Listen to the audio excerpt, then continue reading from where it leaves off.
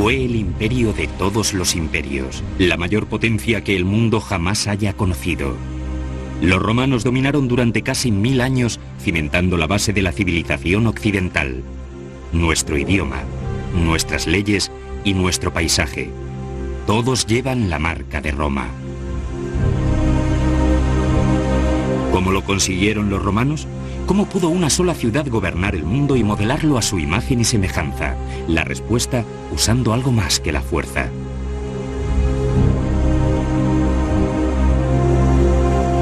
Los romanos fueron los primeros en desarrollar una fórmula para poder gobernar un imperio que no solo se basara en lanzas y centuriones, sino en la cultura y la psicología, en los medios de comunicación y en la tecnología. Esa fórmula no desapareció con los romanos, sino que muchos de los grandes imperios de la historia la han utilizado, y su magia sigue surtiendo efecto hoy día, en nuestra época. El imperio más reciente está en el Nuevo Mundo y utiliza el modelo clásico legado por Roma. Roma, el imperio modelo. Roma se fundó en las tierras pantanosas de la parte central de Italia, unos 800 años antes de Cristo. Los romanos fueron más listos que sus vecinos y fueron poco a poco imponiéndose a ellos, a veces usando una inteligente diplomacia y otras la fuerza de las armas. Una por una cayeron todas las ciudades rivales de Italia. Los romanos continuaron su marcha hacia España, Francia, los Balcanes, el norte de África y el Oriente Medio, conquistando todo lo que se encontraba a su paso. Controlaron todo el mundo mediterráneo y más allá. No creo que podamos decir que los romanos se propusieran de verdad crear un imperio. Ocurrió como una serie de accidentes hacia los que se vieron arrastrados. Formaban una sociedad militarista y para poder progresar dentro de ella tenían que participar en algún tipo de aventura militar en el extranjero que les permitiera subir en el escalafón. Su mundo siempre estaba ligado a la guerra, fuera donde fuera, y por eso Roma se vio arrastrada a una guerra tras otra.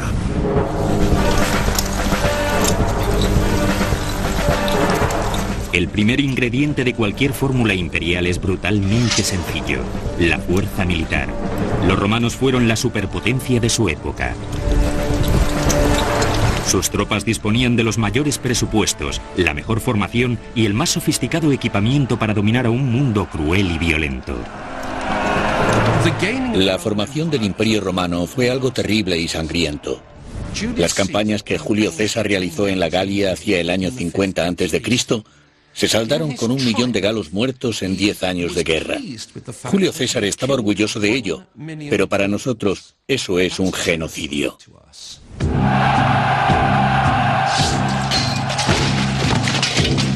Para los romanos, la violencia era parte de su vida diaria. Eran duros y querían que el mundo lo supiera.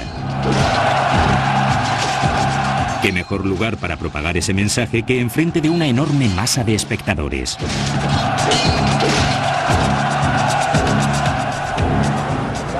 Al igual que los demás regímenes, Roma tenía que mantener a su gente feliz y bien alimentada, lo que significaba pan para comer y circos para entretenerse. Aunque la versión romana de estos circos era algo más que puro entretenimiento. Luchas de hombres contra bestias y de hombres entre sí en las famosas batallas de gladiadores. Y organizando estos juegos, aquí en el Coliseo o por todo el imperio, Roma se vio envuelta en una política del terror. El objetivo consistía en provocar miedo, en mostrar que los romanos eran gente valiente, implacable y poderosa.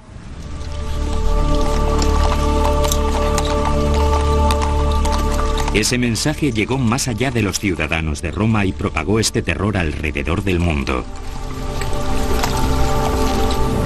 Hubo un rey griego llamado Antíoco de Siria, que entró en guerra con otro rey egipcio, el rey Ptolomeo. Y como Roma no quería esta guerra, envió a un influyente miembro del Senado romano, Popilius Laenas, a entrevistarse con el rey Antíoco. Y aquel le dijo al rey: el Senado romano dice que debéis poner fin a esta guerra y marcharos a casa. Antíoco le respondió: ¿podrían dejarme pensarlo durante un tiempo? Popilius Laenas cogió un palo, dibujó un círculo en la arena alrededor de Antíoco y le dijo: sí, puedes pensártelo, No obstante, deberás decidirte antes de salir de este círculo, porque si no, será la guerra. Antíoco respondió: ya que me lo expones de forma tan razonable, me iré a casa. Esta era la influencia y el poder que tenían.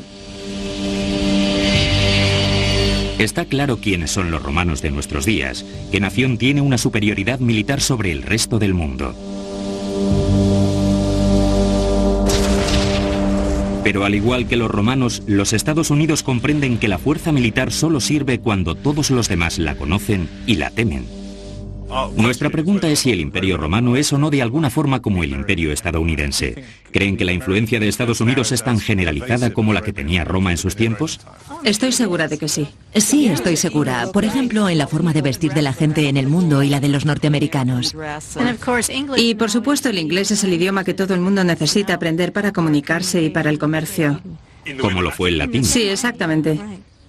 Estas maestras de escuela estadounidenses están de visita en Roma. En su país enseñan latín e historia antigua.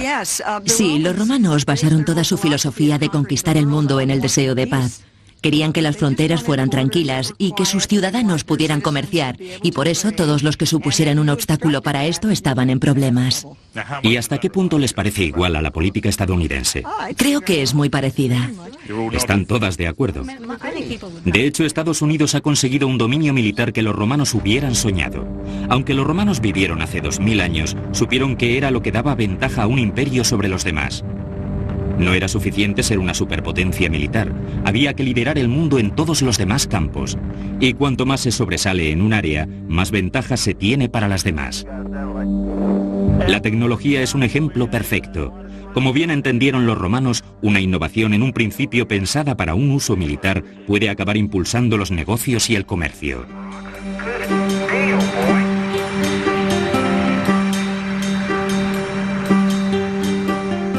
Lo que de verdad mantuvo a Roma unida fue la idea tradicional que tenemos de Roma, la de sus calzadas. Cuando se conquistaba un territorio, se construía un sistema de calzadas que permitía que las tropas se desplazaran rápidamente desde el centro a las áreas más remotas. Esto también agilizó los desplazamientos del comercio, por lo que las comunicaciones y la tecnología de construcción de calzadas fue algo crucial. Este es un buen ejemplo de uno de los grandes regalos que Roma aportó al mundo. Una carretera tan recta que podría haber sido trazada con una regla. Los romanos no dejaban nada a su paso. Si se encontraban con una colina, construían la calzada sobre ella, y caminos como este surcaban todo el imperio. Una red de arterias que mantenían a Roma rebosante de vida. Y si Roma creó grandes caminos, Estados Unidos ha proporcionado al mundo los grandes caminos o autopistas de la información, permitiendo mover el dinero a la velocidad de la luz y reaccionar ante cualquier suceso de forma más rápida que nunca. Internet empezó como una herramienta militar creada por el Ministerio de Defensa estadounidense, y ahora es una base del comercio norteamericano.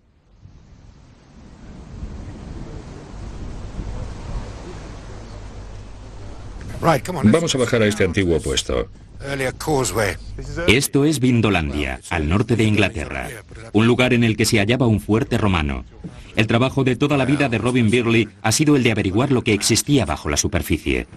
Dirige un equipo de arqueólogos que han estado desenterrando tesoros romanos durante los últimos 35 años. Aquí es donde empiezas a recoger documentos romanos, ¿ves?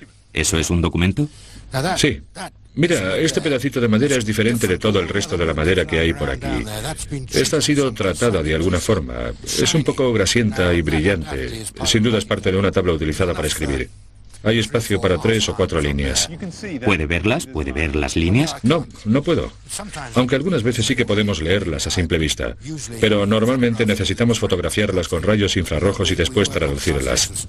Contendrá un mensaje de alguien de hace casi 2000 años. Este suelo está fechado entre el año 99 y el 105 aproximadamente. ¿Antes de Cristo? Sí, antes de Cristo.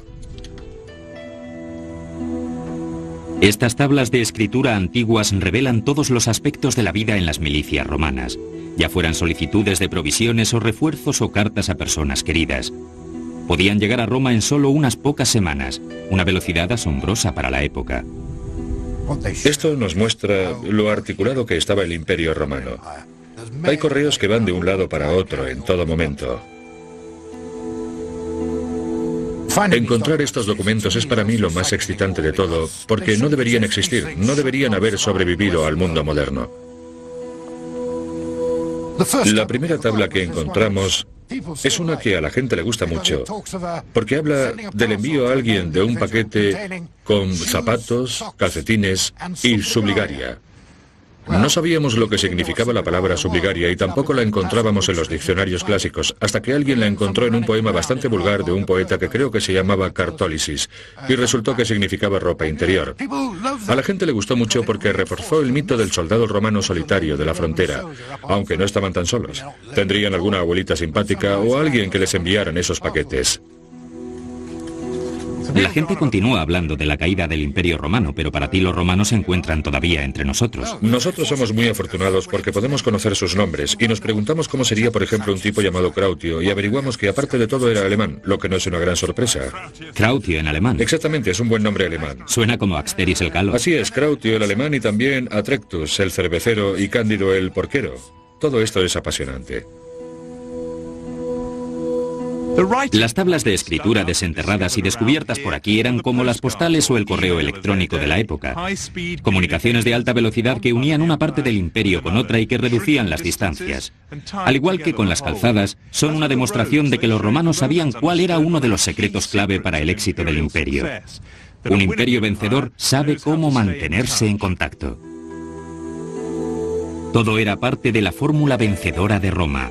Una combinación inteligente de armamento y de un ingrediente secreto que se utilizaría como parte del anteproyecto de imperio, uno que ha sobrevivido hasta nuestros días.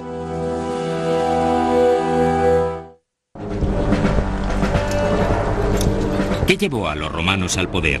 ¿Qué es lo que hizo de su imperio un modelo que pervive aún hoy día? ¿Acaso sería porque no se dedicaban meramente a saquear y a huir? Los romanos se quedaban y traían su civilización consigo. El objetivo era gobernar no solo el territorio, sino también los corazones y los pensamientos. Los romanos sabían algo que era muy importante para conseguir el éxito, que ningún imperio podría sobrevivir solo con el uso de la fuerza bruta. Serían necesarios también poderes más sutiles y no tan visibles. Es como si hubiera dos tipos de imperialismo. Por una parte, un imperialismo duro, los asuntos de las armas, las conquistas y las victorias en las batallas. Y por otro, un imperialismo blando, los trucos psicológicos, culturales y políticos que utiliza un imperio no para obtener el poder, sino para conservarlo. Aquí, en la esquina noroeste del imperio, en la británica ciudad de Bath, puede verse lo que significó la influencia romana para las provincias imperiales. Los bárbaros británicos sintieron admiración por semejante sofisticación. Un complejo de baños hecho posible gracias a un avanzado sistema de abastecimiento de agua. Transportaban el agua hasta los baños a través de estas tuberías de plomo o mediante fuentes. También aquí se encontraban los famosos hipocaustos romanos, precursores de la actual calefacción central, y en el interior una piscina que hoy día llamaríamos jacuzzi. Pero Bath les podría haber creado grandes problemas a los romanos. Cuando llegaron se encontraron con que este era ya un lugar sagrado para los celtas que adoraban aquí a la diosa Sulis. La respuesta de los romanos fue toda una inspiración. Se dieron cuenta de que esta diosa Sulis, a quien los locales asociaban con la curación, la sabiduría y la guerra, era como una versión celta de su propia diosa, Minerva. Enseguida decidieron unir a las dos, construyeron un templo y dedicaron estas aguas sagradas a Sulis Minerva. Los romanos utilizaron una inteligente combinación de cultura. Dejaron que pervivieran las costumbres locales, aunque seduciendo a los nativos con su propia y sofisticada forma de vida. Fue una combinación gracias a la cual Roma pudo gobernar con un guante de terciopelo en lugar de con un puño de hierro. Hay un texto escrito por Tácito sobre la Bretaña que dice que los bretones eran muy buenos romanos. Esto se escribió poco después, unos 20 o 30 años tras la invasión. Son buenos romanos porque han adoptado el ánfora, los baños y todas estas cosas romanas. Y piensa que es una influencia civilizadora. Pero esto también se podría ver como una señal de su esclavitud.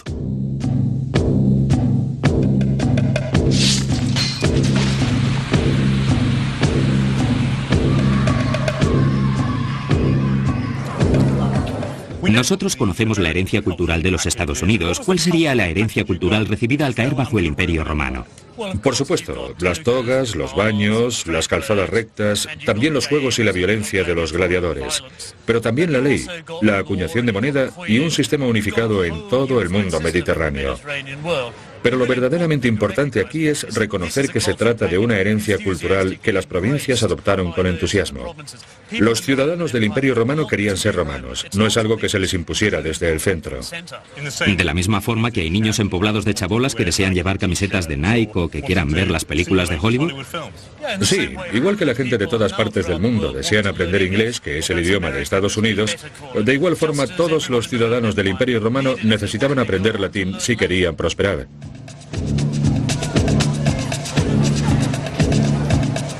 Los imperialistas entienden muy bien lo que significa la dominación universal. A cualquier sitio que fueras del Imperio Romano era como estar en Roma. Todas las ciudades de las provincias se afanaban por parecerse a Roma.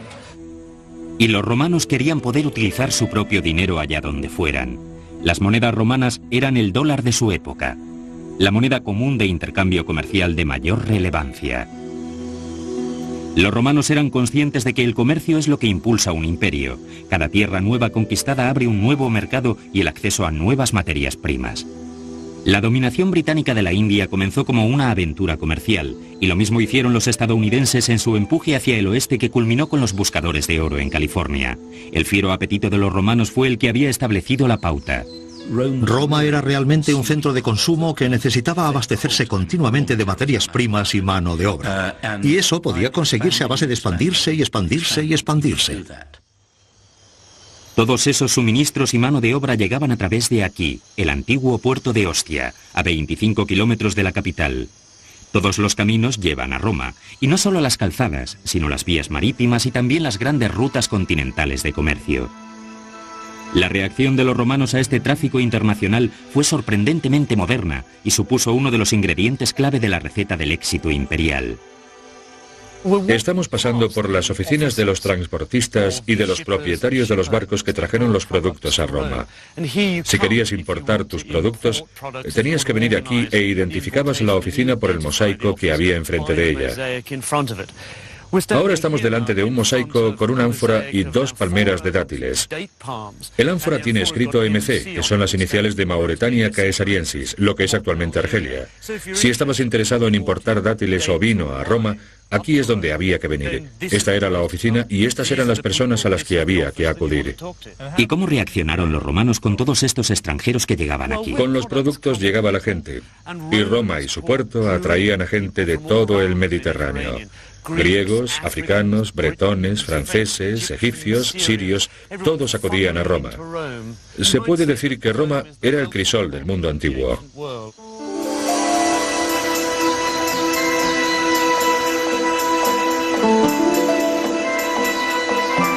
La cosmopolita atmósfera de Roma no era exclusiva de la capital. Se sabe que la diversidad étnica se extendía a los confines más remotos del imperio.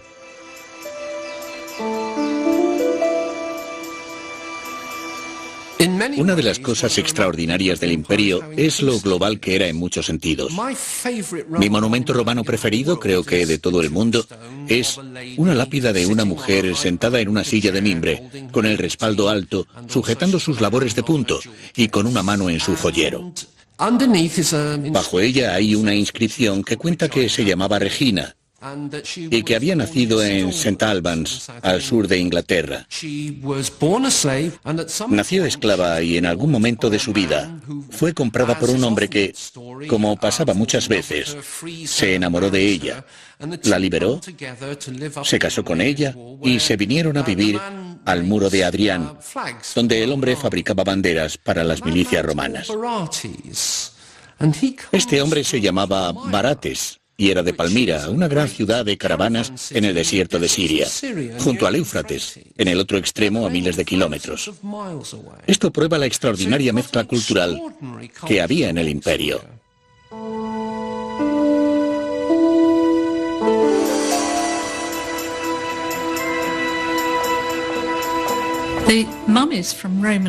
Las momias del Egipto romano son un maravilloso ejemplo de lo extraordinariamente mezclada que se encontraba la cultura.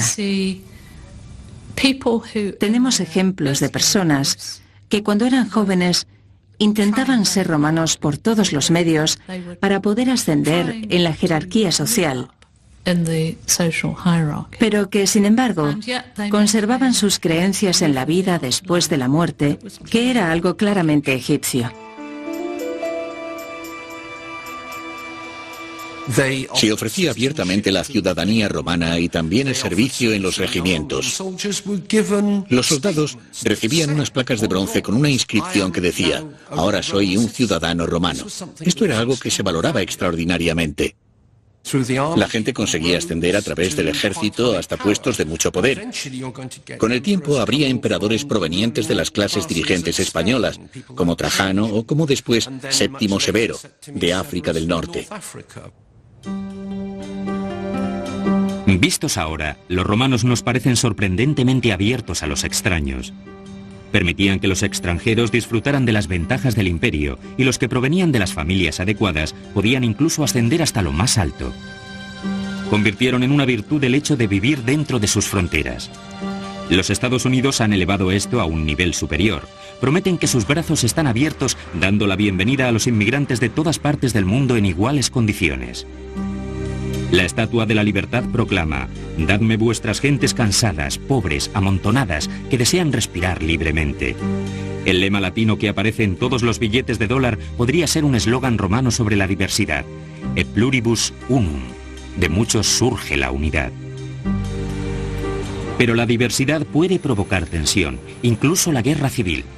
Se necesita un nexo común, y en Estados Unidos ese nexo ha sido la Constitución, que protege los derechos de todos los ciudadanos y una presidencia que representa a toda la nación. Tras años de expansión, los romanos se encontraron con que les faltaba ese nexo.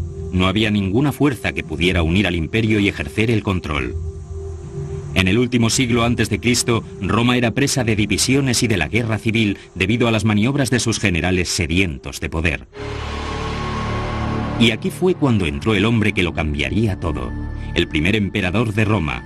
Fue el hijo adoptado de Julio César, un archimanipulador, un ideador de fabulosos cuentos y un imperialista despiadado. Una vez se deshizo de sus rivales, perfeccionaría la fórmula imperial de Roma, unificando sus territorios desperdigados en un imperio coherente. Su nombre era Augusto. Era una persona muy fría, calculadora y temible, pero que al mismo tiempo causaba una gran impresión. Y no se dejó el más mínimo detalle en su lucha por ordenar el imperio. Augusto se propuso dar a Roma un nuevo orgullo, empezando por su capital. Restauró los templos antiguos de la ciudad y creó nuevos foros y palacios. Este fue uno de los primeros grandes ejercicios de lavado de imagen. Augusto quería que los romanos creyeran que compartían un pasado y un futuro. Atrás quedaba lo que él vio como la corrupción y decadencia del pasado reciente y que se sustituiría por el ideal del virtuoso ciudadano romano.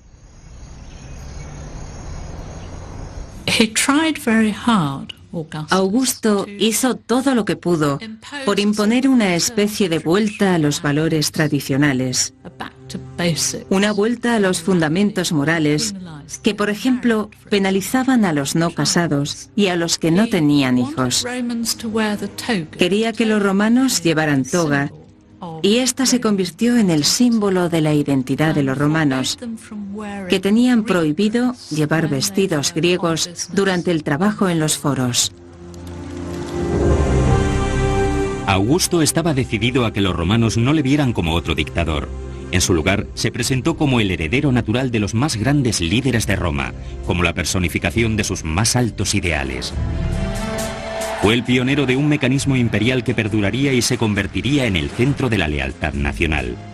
Apeló a una exaltación de la autoridad, insistiendo en que su poder era inmortal y que disponía de la bendición de lo divino.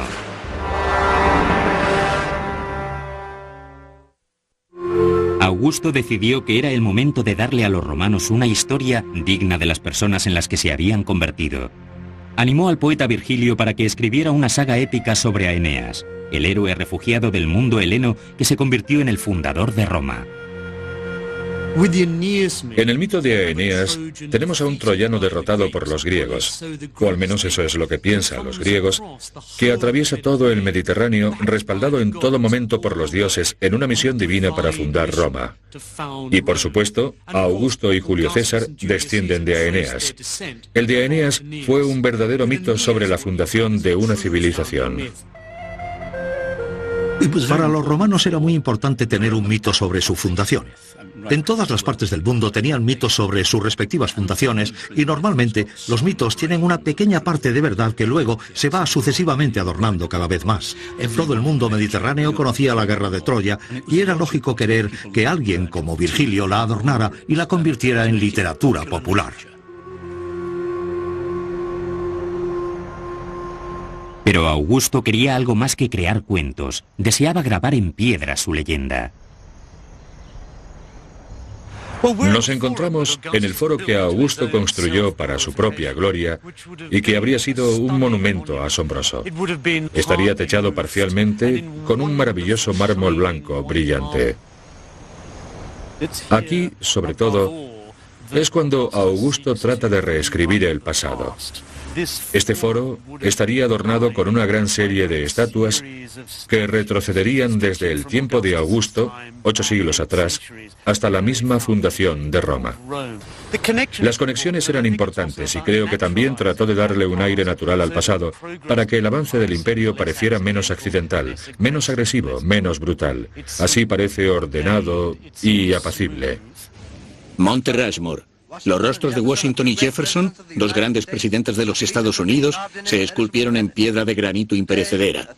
Hoy un tercer gran presidente, Abraham Lincoln, se les une. En los últimos 10 años se han hecho explosionar más de 400.000 toneladas de granito para realizar este monumento a los líderes inmortales de Estados Unidos. El mito de la fundación de los Estados Unidos es el de la libertad, el de su guerra de la independencia, su lucha contra el malvado imperio británico por el derecho a gobernarse a sí mismos. Esto hace sentirse a los estadounidenses incómodos con la misma idea del imperio. Todavía se consideran la nación rebelde que luchó contra un poder imperial. Educados para verse a sí mismos como los débiles valerosos, no aceptan ahora la idea de verse como imperialistas. Pero los romanos no tenían esos problemas. Estaban orgullosos de ser un imperio, disfrutando de su papel de señores del mundo conocido. Augusto encontró una forma de canalizar esa energía. Ideó una estratagema que se convertiría en un elemento clave para la forma de gobernar el imperio. El orgullo colectivo se centraría en la persona que estaba en el poder. Se construyeron estatuas e imágenes de Augusto en Roma y se distribuyeron y copiaron por todo el imperio.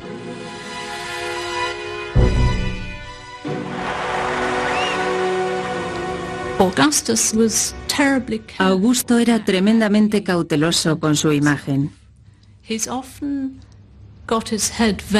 A menudo llevaba la cabeza cubierta con parte de la toga, que era una especie de símbolo de piedad y humildad. Aparece muy tranquilo, seguro y con proporciones heroicas. Pero la imagen que presentaba Augusto tenía poco que ver con la realidad. Su biógrafo, Suetonio, dice que Augusto era de talla media. Tenía el pelo rubio, la nariz prominente, pocos dientes y sucios, y que era muy sensible a la temperatura, por lo que en invierno llevaba un chaleco de lana. Pero Augusto no tenía por qué preocuparse demasiado por eso, ya que no vivía en la era de la televisión. Muy pocos romanos le vieron de cerca, pero en su lugar confiaban en los relatos y leyendas que contaba la gente sobre su poder inexpugnable. Fue a visitar a un amigo suyo, aristócrata, que tenía una fabulosa colección de jarrones de alabastro. Y también un estanque lleno de peces a los que alimentaban con carne. En un almuerzo, uno de los nuevos esclavos tropezó y destrozó una de sus tazas de ónix. Arrojaron a este pobre sirviente al estanque de peces carnívoros. Cuando el chico empezó a gritar desde el estanque de peces, Augusto se levantó y dijo: «Salvad al chico». Mostraba las dos caras de un emperador. Primero, compasión por el joven esclavo, y después un cruel despliegue de poder brutal. Se giró hacia su amigo y le dijo: «Me gustaría ver el resto de tu colección». hizo sentar a su anfitrión a la mesa y hacer que contemplara cómo hacía añicos el resto de sus tazas de ónix. Pero si Augusto deseaba ser incontestable y omnipotente, necesitaba conseguir aún mayor autoridad. Ya había elegido un nombre que le encumbraba en la santidad, Augusto el Venerado, pero tendría que ir más allá. Augusto se propuso honrar la memoria de su padre adoptivo y encargó una estatua de Julio César para este templo. Podía haberlo puesto aquí, junto a los mortales, pero en su lugar elevó al César colocándolo en este podio, junto a los dioses Marte y Venus. Y esto era importante, ya que si Julio César era un dios, Augusto sería el hijo de un dios, un título que todos los emperadores usarían a partir de ahora. Augusto había encontrado el ingrediente clave en la fórmula del imperio, reclamando la autoridad de lo divino. Como a cualquier buen imperialista, a Augusto siempre le preocupó su legado, el cómo le recordarían las generaciones futuras, y para que su nombre sobreviviera en el tiempo, construyó este mausoleo en honor suyo y de su familia. Buscaba perpetuar su nombre después de la muerte, de la misma forma que lo hizo en vida, mediante el culto a la personalidad. Bajo el imperio de Augusto, el modelo imperial romano se perfeccionó y existía una mayor cohesión. Los problemas principales de Roma ya no vendrían de dentro, sino de fuera. Todos los imperios se enfrentan al mismo dilema: ¿cómo puede relacionarse el mayor poder del planeta con el resto del mundo? Creo que estamos dispuestos a ayudar y a proteger a las naciones más pobres o a los países del tercer mundo que acepten nuestra filosofía. Y de esto depende nuestra ayuda. ¿Y si no aceptan nuestra filosofía? Entonces no están de nuestro lado. O están con nosotros o contra nosotros. Así es como suelen actuar los imperios, y desde luego así eran los romanos. En Fishburne, Sussex, al sur de Inglaterra, existen pruebas asombrosas de un líder bretón que tuvo que hacer la misma elección: unirse a Roma o luchar contra ella. En este lugar estaría una de las salas de un palacio tan grande y lujoso como cualquiera del Imperio Romano. El hombre que vivió aquí habría gobernado como un dirigente romano, excepto que era un extranjero. Era bretón y su nombre era Togidubnus.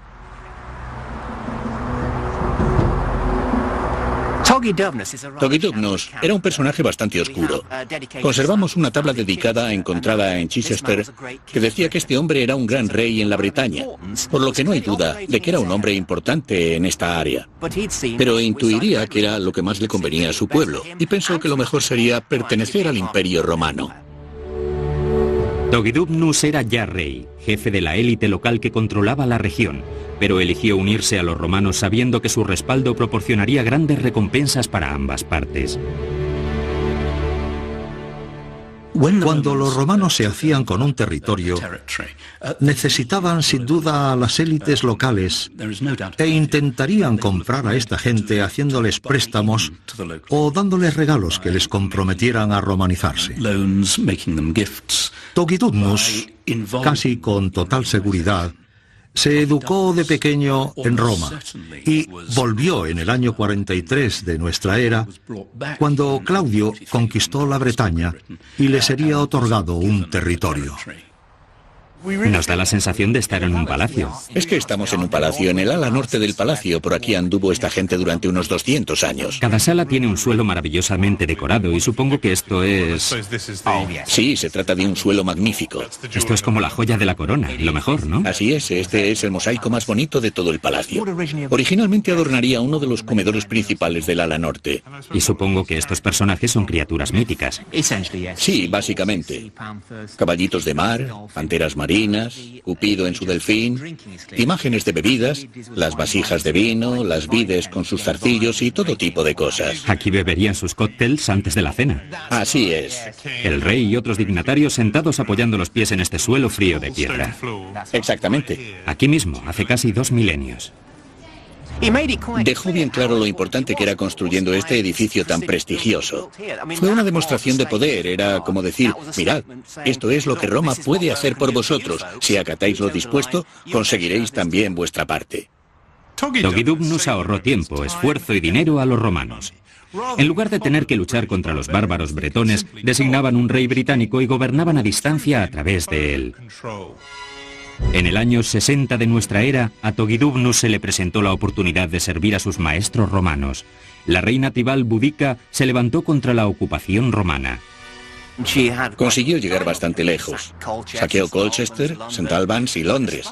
Pero que sepamos, no hubo ningún problema en esta zona de aquí, lo que puede sugerir que Togidubnus mantenía en ese momento un férreo control sobre esta zona en favor de Roma. Pero estos reyes clientes no podían con todo. Ciertas partes del mundo renunciaron a doblegarse ante los romanos. Los romanos descubrieron que los imperios provocan a veces violencia y fieros resentimientos, descontento que puede llegar a volver el mundo del revés.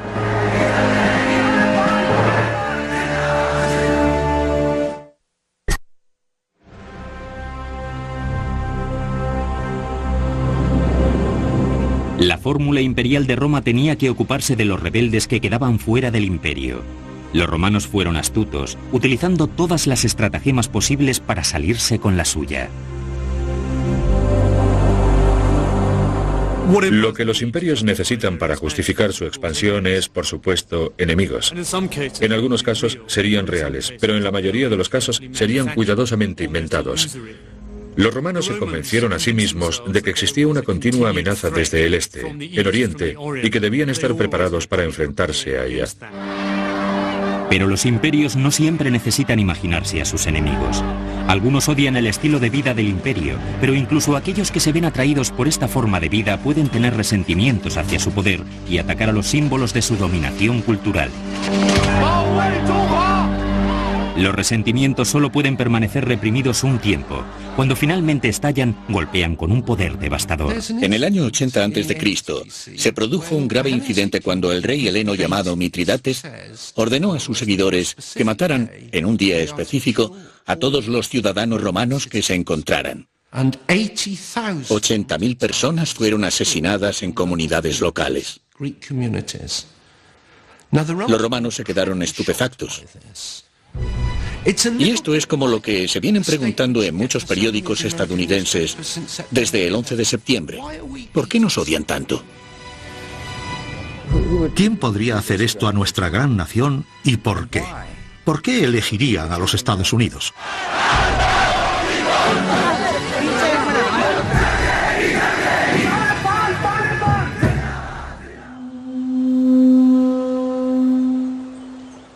Cuando un imperio se enfrenta a la furia de sus oponentes, surgen nuevos problemas.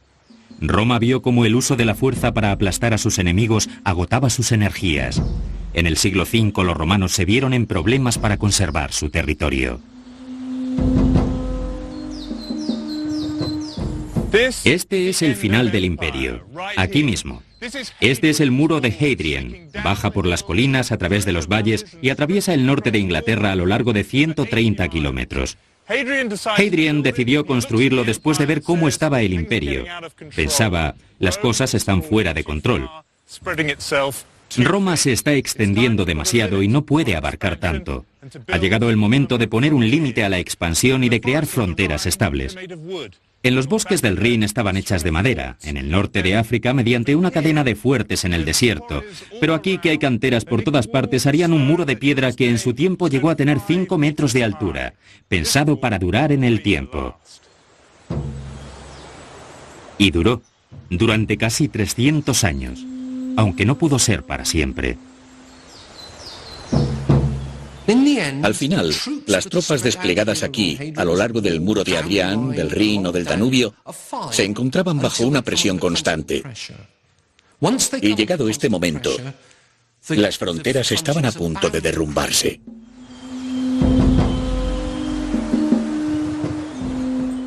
Creo que los imperios llevan potencialmente dentro de sí su decadencia.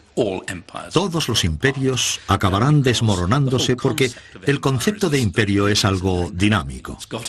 Tiene una trayectoria, un principio, un transcurso y un final. Y lo que vemos en el Imperio Romano es este crecimiento energético hasta el punto en que no pueden ir más allá, en que sienten sus límites naturales y, por último, el aumento de las presiones a su alrededor que no pueden controlar. Una de las cosas que todos debéis enseñar es la decadencia del Imperio Romano y todas las razones que llevaron a ella cuando el poderoso imperio empezó a derrumbarse. ¿Cuáles serían las circunstancias que podrían llevar a los Estados Unidos a no ser lo que es ahora? ¿Estamos a cientos de años de eso o pensáis que puede estar más cerca? Creo que el hecho de abarcar tanto sin tener los recursos suficientes fue lo que debilitó al Imperio Romano. No se podían permitir tener tropas en todos los sitios en donde las necesitaban y todo eso. Intentaron abarcar demasiado. Sí, exactamente, y probablemente nos llegue a pasar lo mismo a nosotros. En este momento, los Estados Unidos están preocupados por no poder abarcar tanto. Eso es algo que llegaron a entender muy bien los romanos. Ellos estaban siempre preocupados por tener demasiado desperdigadas sus tropas. Creo que lo interesante de Estados Unidos, y algo que deberá tenerse muy en cuenta en los próximos 10 o 15 años, es saber cuál debe ser el tamaño óptimo para un imperio no territorial. ¿Cuánto intervencionismo debe haber fuera de sus fronteras? ¿Qué grado de control debe ejercerse? ¿Cuánto directamente y cuánto a través de las élites locales? Todas estas cuestiones ejercieron una gran presión sobre el Imperio Romano. Una de las cosas que los romanos demostraron sin lugar a dudas era que el imperialismo blando, la exportación de la cultura y el estilo de vida perduraría durante más tiempo que sus tropas. Lo que siempre es importante recordar sobre la decadencia y la caída de Roma es que los motores de esa decadencia, los bárbaros, querían convertirse en romanos por encima de todo. Mucho después de que Europa se olvidara de la fuerza militar de Roma, la idea de la romanización y de la cultura de Roma continuaba presente. El legado más duradero de Roma fue su fórmula imperial. Un modelo que permitió a los romanos dominar durante casi 1000 años. Hoy día vuelve a utilizarse por los nuevos maestros del universo. Pero la historia de Roma también nos deja una advertencia. Ningún imperio debe creer en su propia inmortalidad. Hubo un momento en el que parecía imposible imaginar el mundo sin Roma, pero un día, hasta sus templos y monumentos más poderosos se convirtieron en ruinas. Ningún imperio durará para siempre.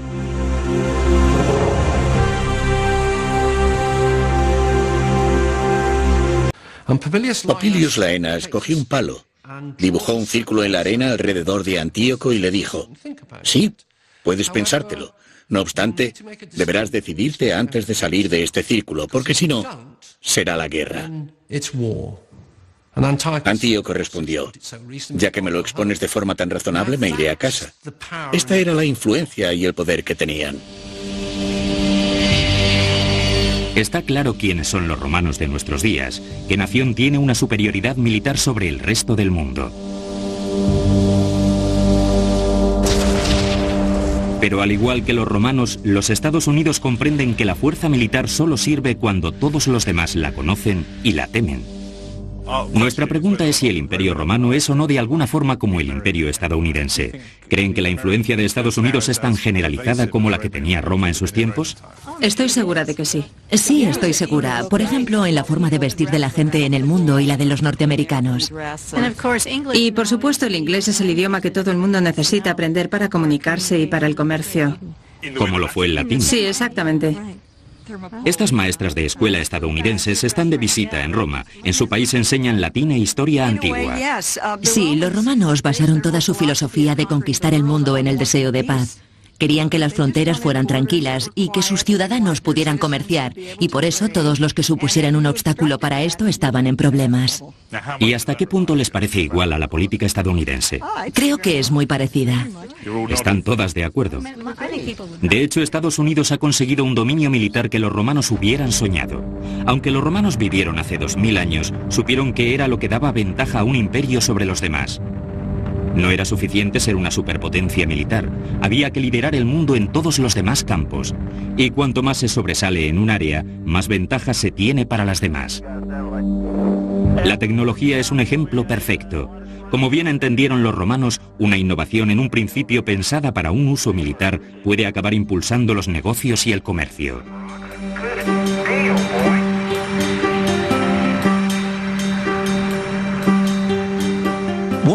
que de verdad mantuvo a Roma unida fue la idea tradicional que tenemos de Roma, la de sus calzadas.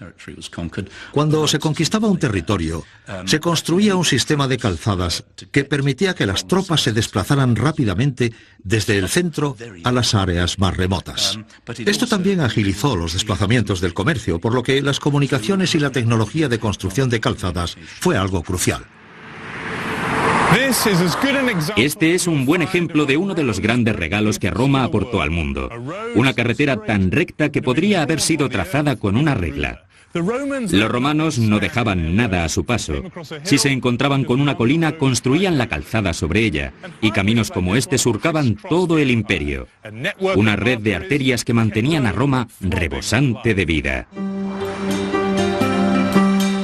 Y si Roma creó grandes caminos, Estados Unidos ha proporcionado al mundo los grandes caminos o autopistas de la información, permitiendo mover el dinero a la velocidad de la luz y reaccionar ante cualquier antes de Cristo. Los romanos fueron más listos que sus vecinos y fueron poco a poco imponiéndose a ellos, a veces usando una inteligente diplomacia y otras la fuerza de las armas. Una por una cayeron todas las ciudades rivales de Italia. Los romanos continuaron su marcha hacia España, Francia, los Balcanes, el norte de África y el Oriente Medio, conquistando todo lo que se encontraba a su paso. Controlaron todo el mundo mediterráneo y más allá. No creo que podamos decir que los romanos se propusieran de verdad crear un imperio. Ocurrió como una serie de accidentes hacia los que se vieron arrastrados. Formaban una sociedad militarista y para poder progresar dentro de ella tenían que participar en algún tipo de aventura militar en el extranjero que les permitiera subir en el escalafón. Su mundo siempre estaba ligado a la guerra, fuera donde fuera, y por eso Roma se vio arrastrada a una guerra tras otra.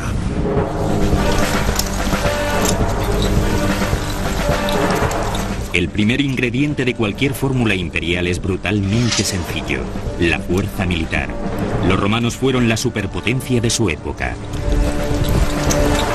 Sus tropas disponían de los mayores presupuestos, la mejor formación y el más sofisticado equipamiento para dominar a un mundo cruel y violento. La formación del Imperio Romano fue algo terrible y sangriento. Las campañas que Julio César realizó en la Galia hacia el año 50 a.C. se saldaron con 1 millón de galos muertos en 10 años de guerra. Julio César estaba orgulloso de ello, pero para nosotros eso es un...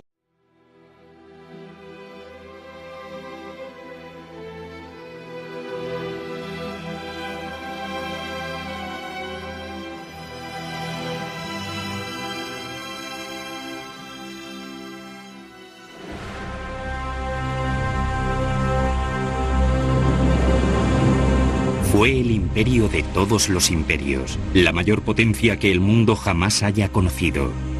Los romanos dominaron durante casi 1000 años, cimentando la base de la civilización occidental. Nuestro idioma, nuestras leyes y nuestro paisaje. Todos llevan la marca de Roma. ¿Cómo lo consiguieron los romanos? ¿Cómo pudo una sola ciudad gobernar el mundo y modelarlo a su imagen y semejanza? La respuesta, usando algo más que la fuerza.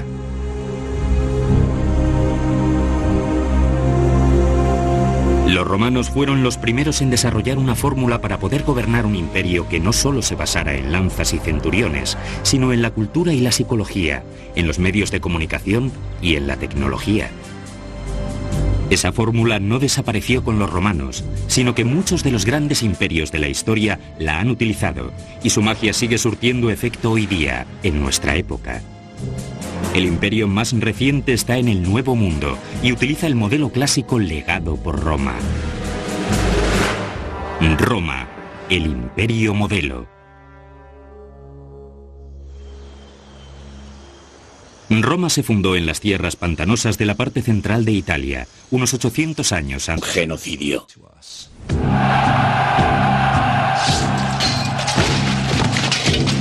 Para los romanos, la violencia era parte de su vida diaria. Eran duros y querían que el mundo lo supiera. ¿Qué mejor lugar para propagar ese mensaje que enfrente de una enorme masa de espectadores?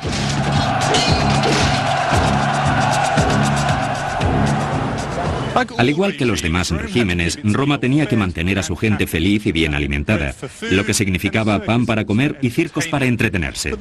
Aunque la versión romana de estos circos era algo más que puro entretenimiento. Luchas de hombres contra bestias y de hombres entre sí en las famosas batallas de gladiadores. Y organizando estos juegos, aquí en el Coliseo o por todo el imperio, Roma se vio envuelta en una política del terror. El objetivo consistía en provocar miedo, en mostrar que los romanos eran gente valiente, implacable y poderosa.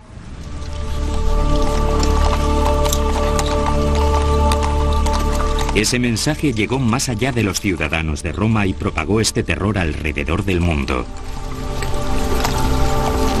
Hubo un rey griego llamado Antíoco de Siria, que entró en guerra con otro rey egipcio, el rey Ptolomeo.